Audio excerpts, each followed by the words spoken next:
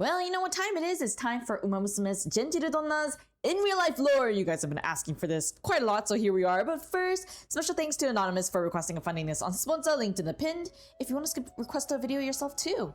The 20th century, when the US selected a top 100 female athletes, there was one name unlike others.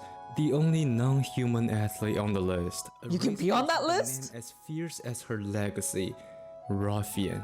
I have always loved a female athlete with a fierce name or nickname. But many years later, on the other side of the world, another extraordinary mare rose to prominence. Every bit as bold, every bit as fierce. She was a two-time Horse of the Year. She captured the Triple Horse of the Tiara, Year, achieving back-to-back victories in the Japan Cup, winning in all major racecourses no filly had ever accomplished. She was a true Hall of Famer, a mare who spent her entire life writing one miracle after another. And yet, despite her power, her name is beautiful, elegant, poetic. Gentildonna. The most beautiful, the most elegant, the most unbreakable.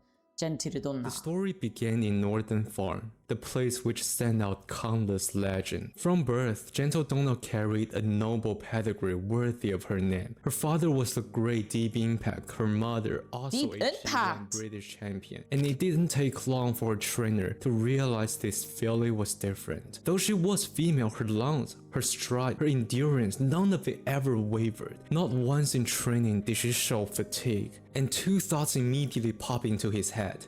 She can rival other male horses. And I have to bring her safely to retirement. Road to the Classic was not smooth. Gentildonna. Wait, so I understood the first line. I have to bring her. But this one, is it because most of the female horses tend to not go into retirement safely? Because if they're like super up there in terms of like abilities, then they tend to maybe get into injuries or something or pass away before retirement. I assume they want her to safely reach retirement so that they can create more horses that are just as amazing as her, is my assumption. Safely to retirement. Road to the Classic was not smooth. Gentildonna, despite having some impressive wins, she already switched 4 different jockeys. 4? And couldn't find the right one to feed. So she entered the first leg of the Triple Tiara. She could only be described as one of the favorite. And among other favorites, there was one interesting rival we must speak of. Veracina. Like Gentildonna, she was also a daughter of Deep Impact. Her Deep Impact daughter! Mother, who produced 3 G1 winners to form a well-known family in the Umamusume franchise. And at the time, Veracina had 4-star, 3 wins. Her whole team expected her to do well in the future. The race began, Veracina near the front. When the final stretch came, she moved early and comfortably. Just as the crowd thought it was her moment, a shuttle swept past her. The confidence will be smashed. 2 horses in an instant and took the first crown. Veracina finished second. And this was the opening chapter of the Queen's reign.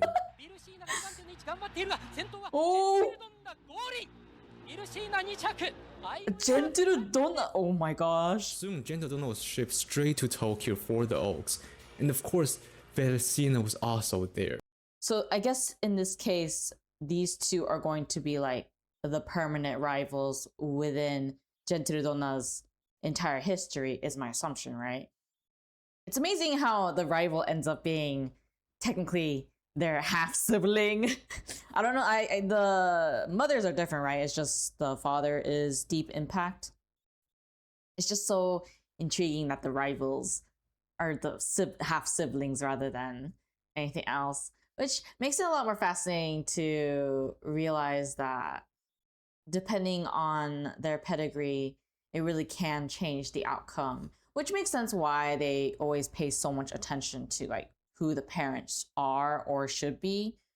And it also makes me wonder, has there ever been a horse that has won a lot or at least made history in some way or form that didn't have like such impressive pedigree? Because I can't remember if there were any that at least didn't have one horse that was completely like pretty up there.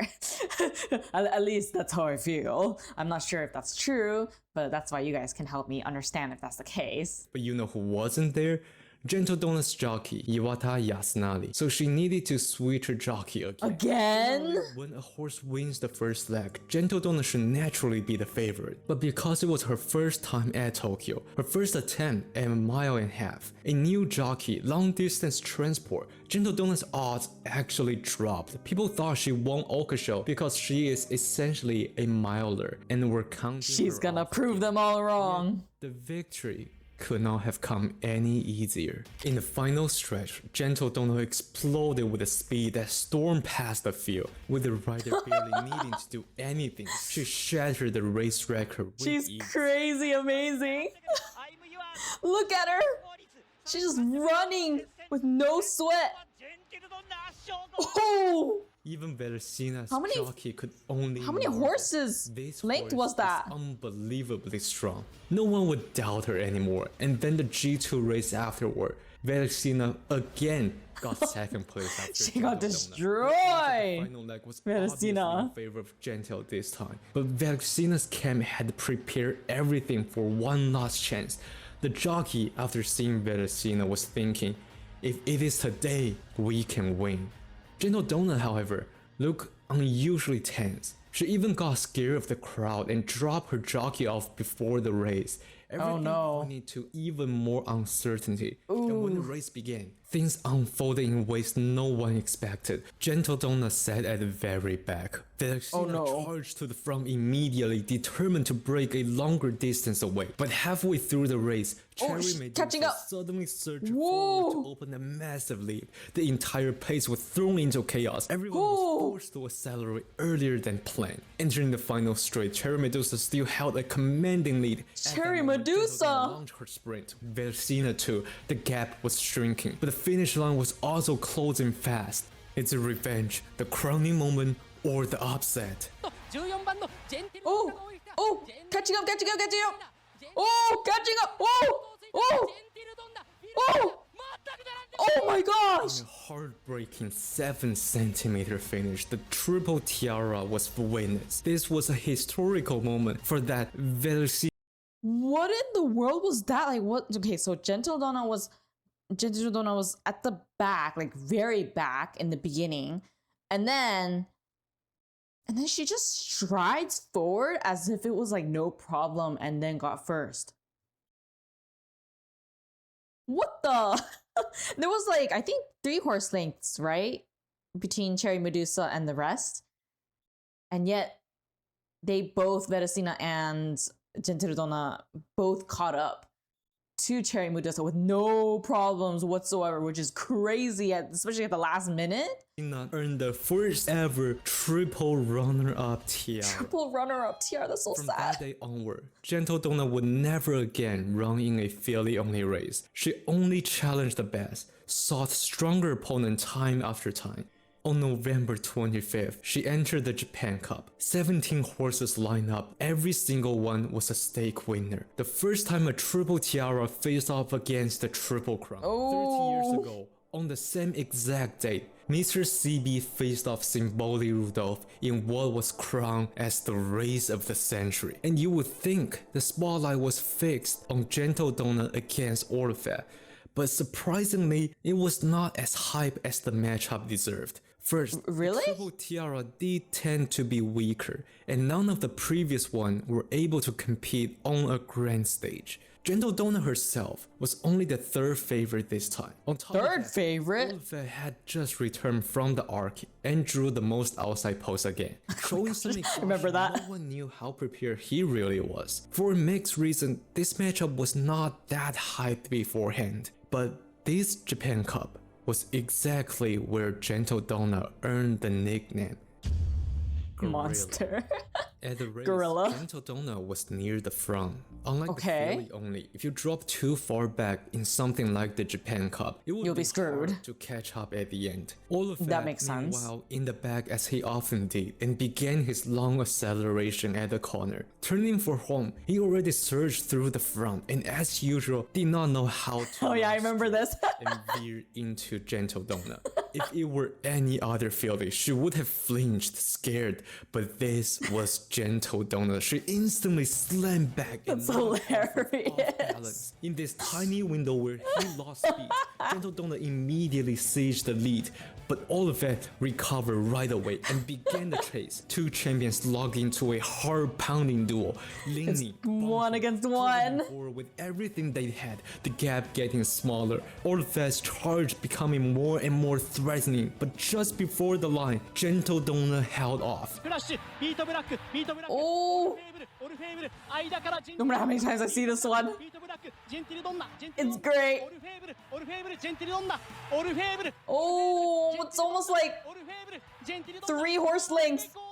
At the time, there was some controversy regarding the race, her jockey Yasnali facing a 2-day suspension, but if you ask me, I think this is such an underrated JC. In history, there were times where a triple crown or triple tiara met another one of their kind. This one didn't have the same pre-race hype, yet in pure performance, I believe it might be the best. Gentildonna became the first triple tiara to win the Japan Cup and was crowned the horse of the year, riding at the height of her So career. good. Didn't expect how difficult the road would get moving forward. Oh man, it's always like that. The early 2010s never were a smooth turning point turn, in you know, Japanese smooth. racing. It was when Deep Impact's children began to revolutionize the sport. But What was the word? So it's never smooth sailing for these horses. It's like they reach their peak and then something always happens, or they just can't reach that peak again until like way later. I don't know if that's like a pattern with pretty much all the horses or if it's just mostly the ones that I've been seeing so far, but it is quite interesting to see the pattern in which they reach peak and then either they go down even more or just drop down completely and stay down instead of going up. And I guess in a sense, horses are more sensitive to things like that, much more than humans, especially since for them, a lot of their worth is usually from the way that they can win a race, right? For at least those serious about horse racing. And I assume the horses can actually like pretty much tell. I don't really know how to like say it. It's not like they can understand what we're saying completely, but like I get the feeling that they can at least sense like what is considered important for their lives kind of thing. Unless you're the type of horse that just doesn't really give a darn about anything. Which I believe there was like, I don't know, 2 that I saw so far. And I guess Goldship would become one of them. Maybe I'll see in the next video, which is Goldships, I believe. It's really interesting to realize how much the horses' lives reflect how a lot of people's lives end up being too. at the same time, the other great clans of Sunday Silence were also at their prime. The Sligo family, the Hearts Yeah. Cry family. They Ooh, crafted Hearts a Cry special family. period of time Never heard where of the that family level until of now. competition was unimaginable high. Looking at the horses competing at the time, Lord Kanaloa, Goldship, Just Away, Phenomenal. 3 Hall of Famers were witnessing such small period of time, waiting for the challenge of Gentildonna. Gentildonna's first test as a 4-year-old came in the Dubai Shima Classic. After a disappointing arc in BCT, St. Nicholas Abbey finally delivered the performance everyone expected. Gentildonna finished second, but the team knew she could win, so they promised to return and take the revenge. She Back could in win, Japan, but she the didn't at that Takalov time. became another battlefield. This time, her jockey once again tried using her body to knock out a certain horse. But this certain horse Oh, was Goldship, no. the heir of that fat Magical McQueen. He was way bigger than his small sibling. Gentildonna's first bump was like hitting a concrete wall that pushed herself aside, and the second bump caused her to lose momentum momentum entirely. Oh And in the no. following Tenno show, she overpaced herself early. Typically, she could still win the race with pure strength, but just Wei had completely awakened his heart's cry blood and defeated Bad her timing. weakness. So the team replaced her jockey with Ryan Moore for Japan Cup. But Goshe, I don't know what he was doing this time. Gentildonna did not feel too much pressure and took an unprecedented 2x JC victory. Yet despite winning, whisper grew louder. This isn't the Gentildonna we once knew.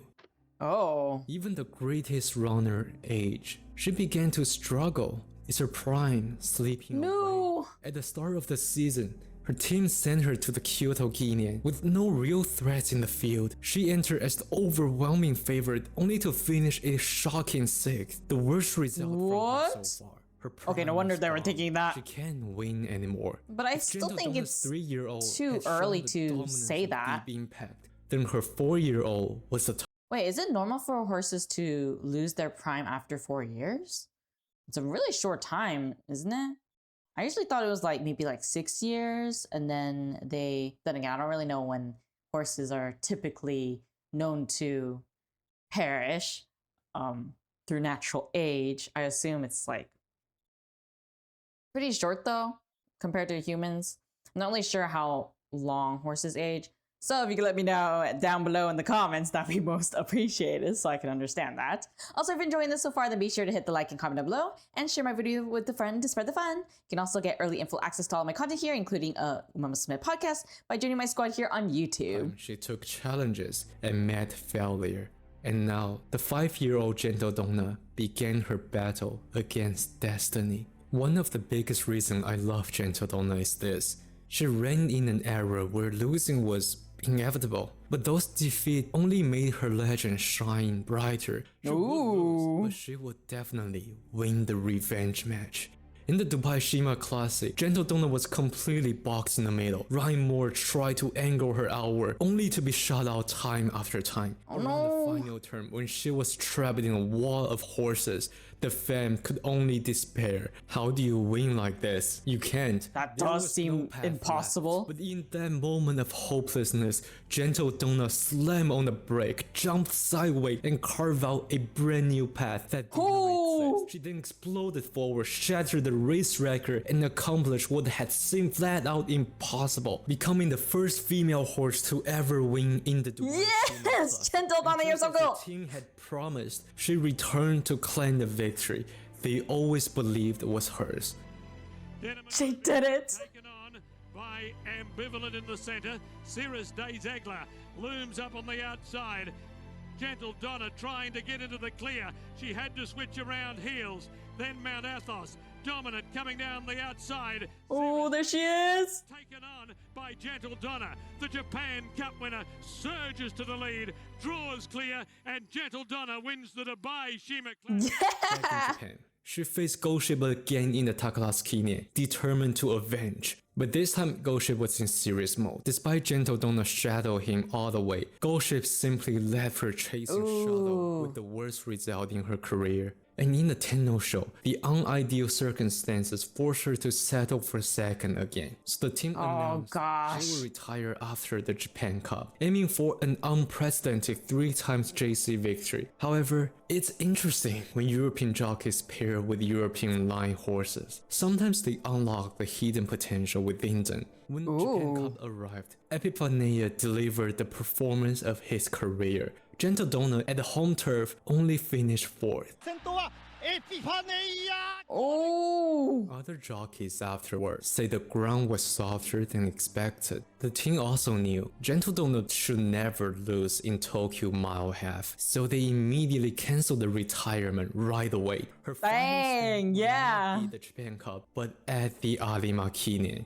However, That's this good. decision only brought even more doubt. She couldn't Why? even win in Tokyo Oh, anymore. Her right. prime is long gone. No, she have only hope. has one win this entire year. Arima Kinen is impossible. People was writing off Gentildonna not only because her form was undeniably sleeping, but also Nakayama is such a demanding race course. Dang, that looks Winning the so Arima Kinen as a female is common stressful. today, but back then It was practically a miracle. On top of that, Deep Impact's children winning the Derby was an annual event, yet only 2 of them were able to win the Arima. What made things even worse, the 2014 Arima Kinen gathered nearly 30 G1 titles in a single field, including horses that thrive in Nakayama to the world. Gold ship. The level of competition was so high that gold ship? screamed the same conclusion. She could never win So the cute. Arima Kinen. And yet, despite all of this, Gentildonna committed to the Grand Prix, a race course she had never once stepped on in her entire life. When the race began, Gentildonna slipped into a perfect position, and then her old rival Verexina took the front, as if to send out a final goodbye gift for Gentildonna. Verexina led the first 1,000 meters through 63 seconds, a super slow pace, terrible for almost everyone except Gentildonna. There are also 2 other things that benefit her. Just before the race, Nakayama had undergone a round of maintenance. The ground was firmer than usual. That makes it a lot easier. Favorite in the race drew the wide outside post this time, made her capable to run with little pressure. And as the field turning for home, Gentildonna began to lose speed on the uphill, while the rest of the pack came storming from behind, and yet the unyielding Empress There we go! She's showing her powers! ゴールドシップエフカナイア3頭の争いにトゥザワールドラクシスさらにはジャスターが加わってくるがジェンティルドンナがゴールジェンティルドン She did it! 最後を飾りましたなんという牝馬ラストランを見事に勝利を飾りました Best way to go into a Triple Tiara, retirement. Dubai Shima Classic, 2 times Japan Cup, and Arima Kinen. Now she had conquered all major race courses. Even in the entire history, she is that only female to accomplish such a feat. She's just The reason different. why I rushed this video out is obvious. Gentildonna had passed away.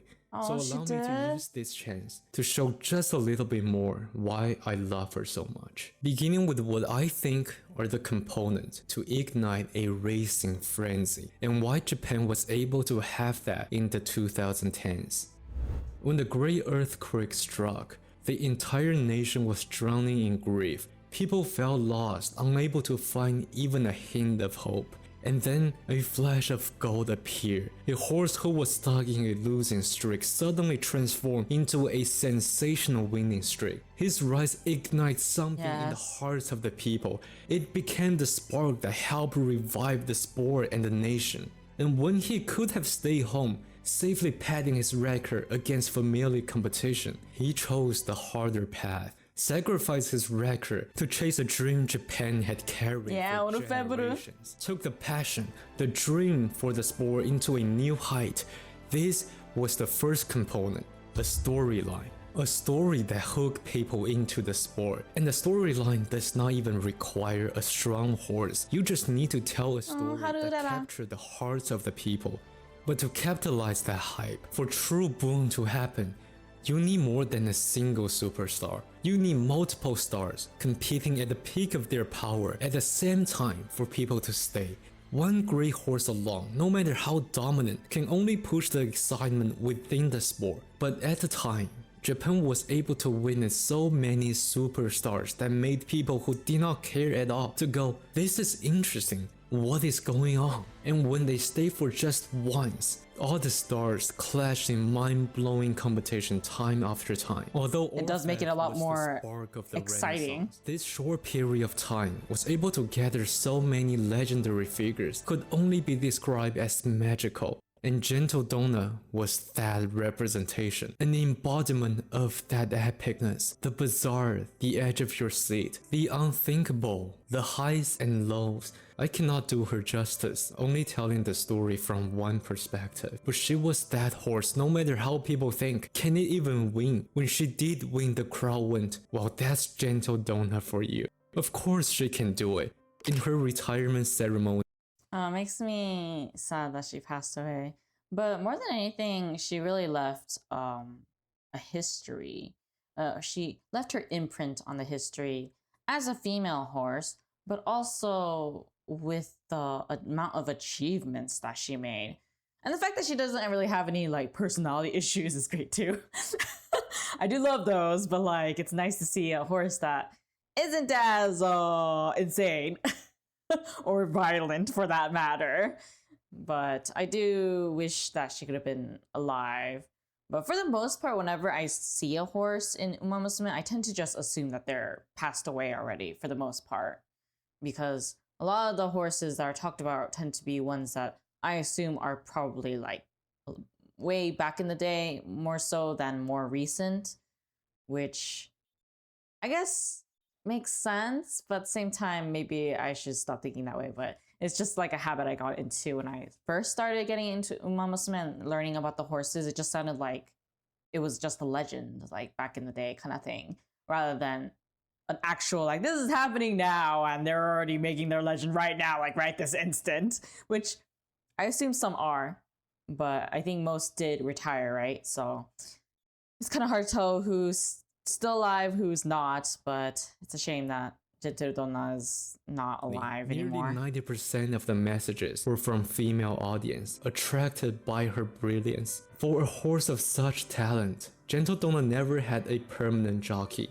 Across her career, she paired up with 8 different jockeys with very different She's styles. wearing the pink thing. Who needed no single night. Although her race against Orfeb and Goshen made people think of her as a monster, Gentildonna was in real life a very tiny horse, and also a clever cutie. She had lost to her own physical frailty. She lost to other mighty champions. She lost when everything was against her. But when she turned back to look at the long road she had traveled, she was already standing at the top of the sport. Whether Yeah, it was her she dominant did. victory in the Classic, her fierce all-out battle in the Japan Cup, her defiant surge through adversity in the Dubai Shima Classic, or her rebellion against destiny in the Arima Kinen, every victory was dazzling, dramatic, unforgettable. Time after time, rewriting what people believe a female horse could be, and eventually step into the Hall of Fame. This She deserves is to be who on she the Hall was. of Fame. A horse that will run her heart out for you. So goodbye, Donna-chan.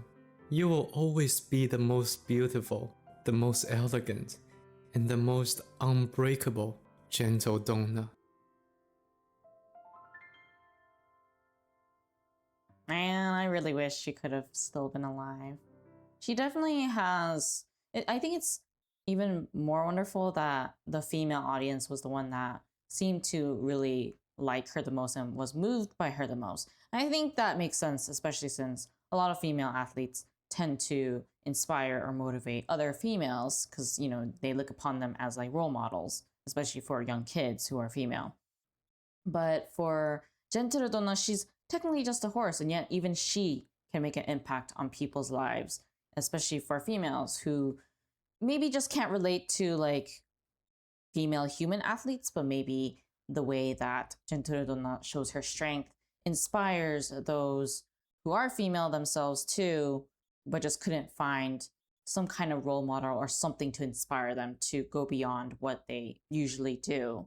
And that just goes to show that regardless of her achievements, her presence had meaning and it did have purpose in everyone that got to experience her career and her life in some way or form, whether it's after her death or even when she was alive, which is far more than anything that you would want anyway. So it does make me wonder if she actually has children of her own too, and to see if her children actually had a lot of achievements too. But that's something that you guys can let me know because I obviously wouldn't know about that. But in any case, be sure to click on the playlist right here on the screen if you want to see more videos like this one. I think the next one's gold ships, so look forward to that, and I'll see you guys in the next one. Bye!